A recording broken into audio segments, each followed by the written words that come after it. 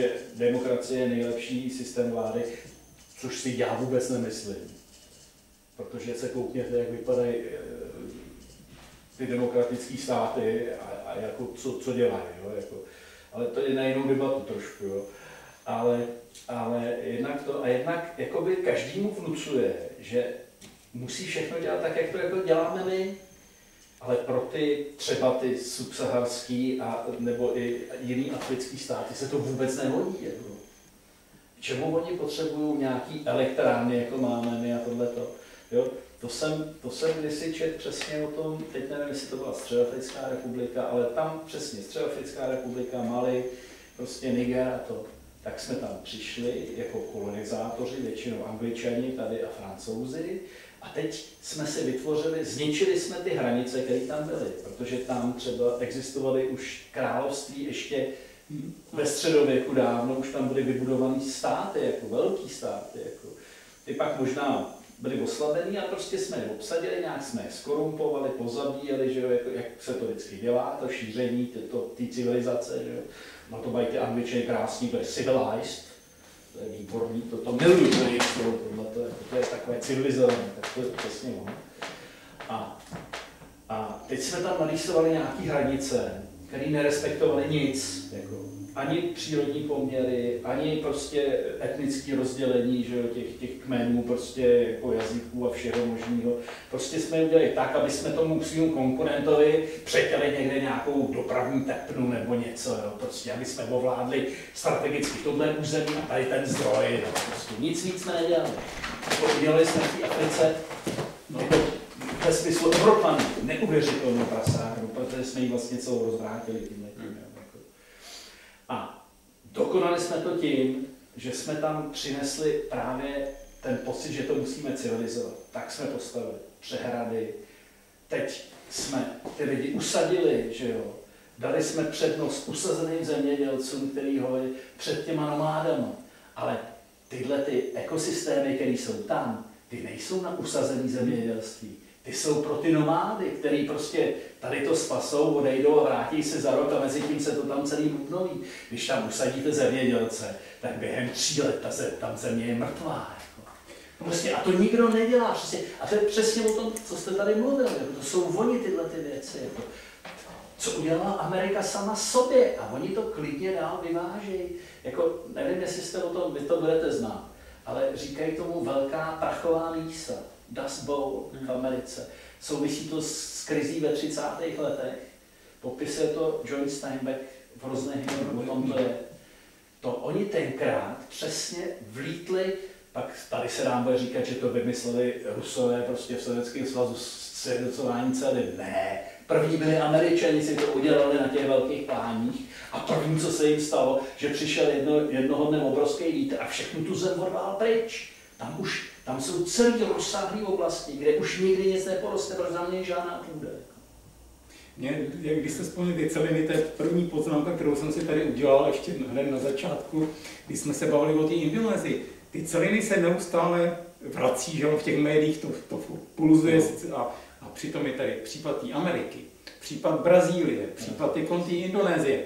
Ale furt se mluví jenom o těch celinách praštinných chruščovských, ale tadyhle ty další případy, o nich se jako vůbec nehovoří. A ta Indonésie, to bude obrovský průšvih. Stejně tak jako ta Amazonie, protože jestli tam přijdeme o ty deštní pralesy, tak to bude malé. Tak to je přesně, jako jsou nenahraditelné zdroje a jsou dokonce možná důležitější než nějaký fosilní paliva. Jako to si nikdo možná ani neuvědomuje. Jako to podle mě je daleko. Jako, když nebudete mít uhlí, no tak najdete něco jiného. Upřímně řečeno, když budete mít uhlí, tak můžete používat biomasu jakoukoliv a vyrobíte z ní to samé, co z toho uhlí. Jako, v podstatě jde jenom o to, jakou použijete postup technologický. Dá se to, není to žádný velký problém. Jako, v podstatě je škoda to uhlí pálit. Daleko lepší je využít jako chemickou surovinu pro další zpracování na něco úplně jiného. To samé platí o ropě, to samé platí o plynu. Jako u té ropy a u plynu úplně. To je jednoduchá, téměř čistá surovina, kterou zpracujete v několika krokách na věc, kterou můžete dál expandovat na 1000 různých směrů do 1000 věcí, které se vám můžou hodit. Jo, jako. Takže všechny tyhle ty věci jsou úplný pitomosti, přesně to, co tady dělají. Oni si postaví plynovou elektrárnu, zavřou uhelnou, že jo? No tak to jsme si pomohli, dostali jsme se z vláda louže, že jo? Jako jsme tam, kde jsme byli, nepomohli jsme si nic. Jediná výhoda je ta, že ta plynová elektrárna naskočí o 2 hodiny rychleji než ta uhelná, než ji budeme potřebovat na ten výkon. No. Ještě se zeptám, že jsme tady trochu i drobě starší. Vzpomínáte, že před zhruba asi 45 lety byla poměrně velká diskuze o zalesnění pásu pod Saharou, ale nakonec to usnulo. Jako za těch 50 let už ten les tam mohl být. A už se ta Sahara nemusela dál rozšiřovat dolů, ona se mi zdá rozšiřuje snad 100 metrů každý rok, nebo půl kilometru, nebo prostě jako to místo, kde to chtěli dělat už dávno jako uprostřed pouště. Takže jako než se tato společnost jako rozejbe, tak ta Sahara bude do půly Afriky. No ale tam je třeba říct úvahu, že prostě tady ty africké státy oblasti jsou extrémně nestabilní a je prostě cokoliv je, vezměme si, že jako kde se dneska koná rally Dakar, že jo, jako prostě je to něco, co vlastně dost znemožňuje nějaký jako takový prostě představovat si, že by se tam dělala nějaká takováhle, co se týká řady států, že jo, některých z nich vyloženě je jaksi téměř vnitřní válka, nebo ne téměř, ale skutečně, že operují tam různý tyhle ty teroristické skupiny a představovat si, že se tam prostě něco takhle centrálně udělá, je utopie. Jo.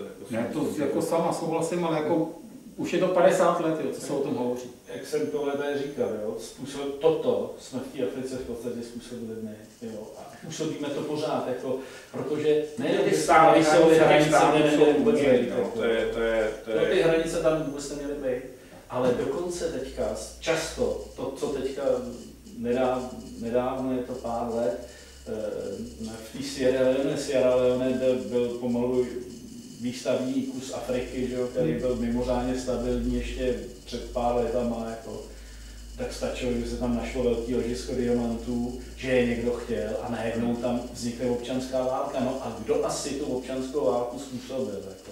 Asi ten, kdo chtěl levně ty diamanty. Že jo? To je Kongu, že jo, ten obrovský konflikt, jeden z nejkrvavějších vlastně posledního, o kterém se vůbec téměř tady nemluví, nepíše, že jo, že něco takového vůbec je to. Takže to je to jenom, ale pozor, a to tam děláme jako my, teda jako Češi asi ne, ale určitě v tom mají prostě americký, britský, prostě francouzský koncerny, nebo prostě tyhle ty lidi, jako, a federují tam ty zbraně, prostě tam dávají, v podstatě jim je dají skoro zadarmo, jako, a pak je prostě pošlou někam, aby si tam vyčistili to a přitom prostě oni udělají z těch, co nezabijou, udělají otroky, který tady pro tyhle ty zadarmo v podstatě těžejí. Jako něco, jako děláme to my, jako co si budeme namlouvat. Jako, no. Myslím, že 8 hodin. Takže asi. Takže jako opravdu to paradigma toho dnešního světa není dobře. Jako. To určitě ne. Takže zaplať panu za encykliku. Tak. Takže děkuji Filipu Outratovi, děkuji všem návštěvníkům. I za diskuzi. A někdy příště zase tak. Na shledanou.